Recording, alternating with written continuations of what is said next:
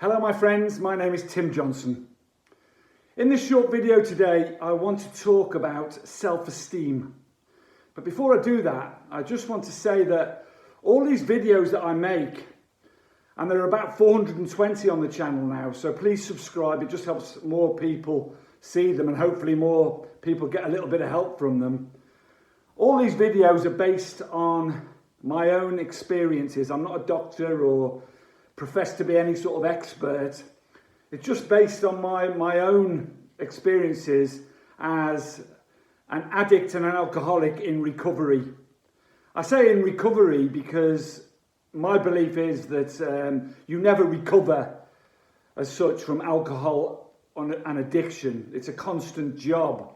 It's always lurking somewhere in the background. If you're an alcoholic or an addict, you may be sober, but you still have to work every single day, one day at a time, 1 minute at a time sometimes, to remain that way and live a perfectly happy and contented life as I do now.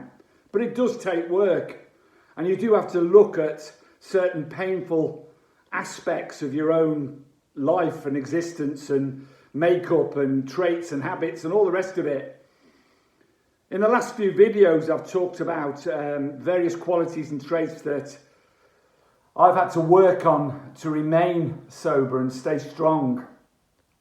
Self-esteem, which I want to talk about today, it's massively important because I don't know about yourselves, but from as long as I can remember as a small child, I sort of felt different. I felt lonely. I had a sort of hole, I call it a hole in my soul, if you like, because of that feeling of difference.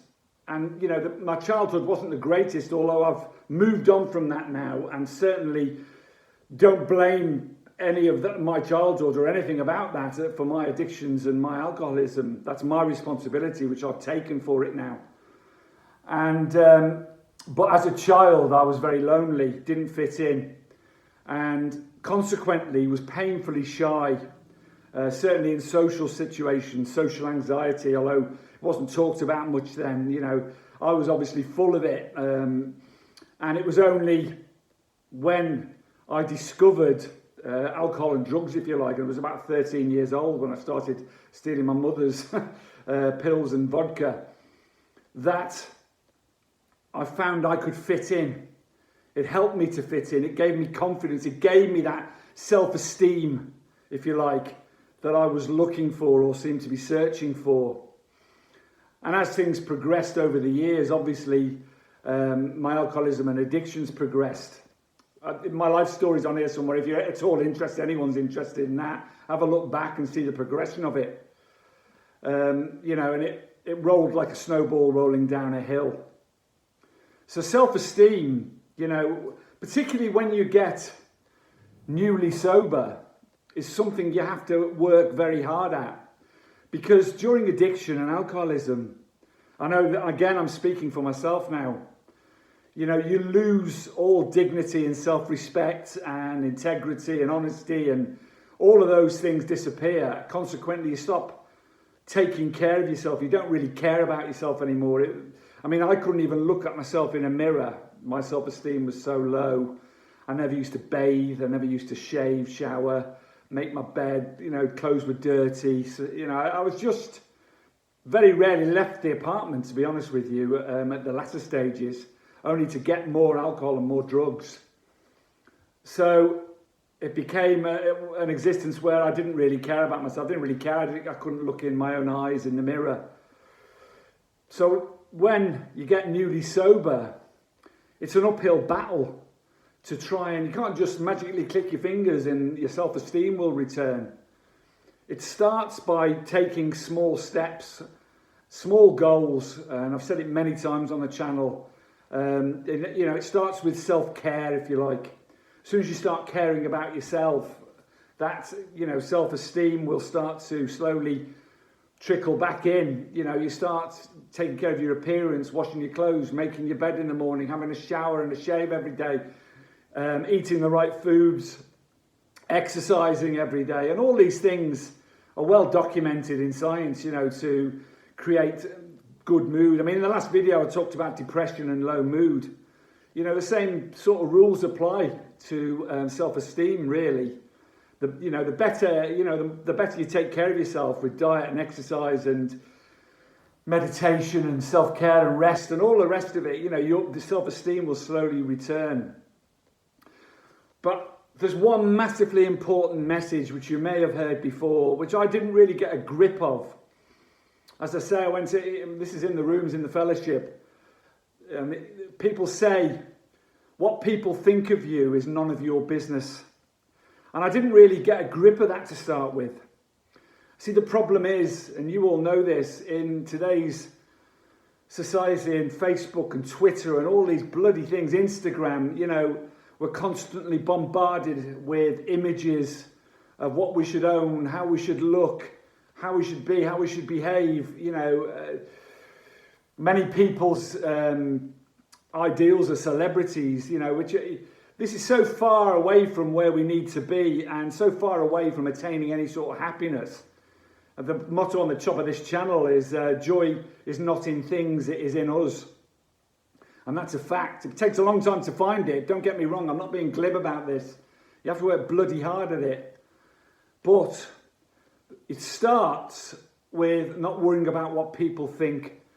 If you seek people's approval, you will always be their prisoner. Simple as that.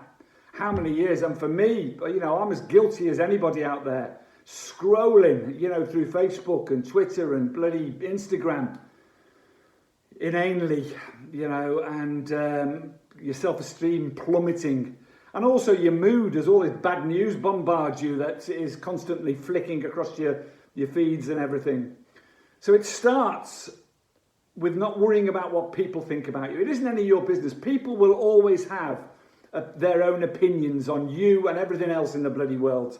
None of your business. It's none of your business. It's a real difficult thing to grasp. If someone's bad-mouthing, or you perceive someone is saying negative things about you, it's really difficult to turn the other cheek and ignore that. But when you do, it's a massive feeling of freedom and release when you're not worrying about people's approval or what they think of you or fitting in to any society's norms, if you like. It's great. We are, every single one of you and that's watching this, and myself and everyone, we're all totally unique. We all are our own individual selves. And we all have our own quirks and foibles and all the rest of it. It is an absolute privilege and a miracle to be here. And we should treat it as such. What other people think of us doesn't make any difference at all.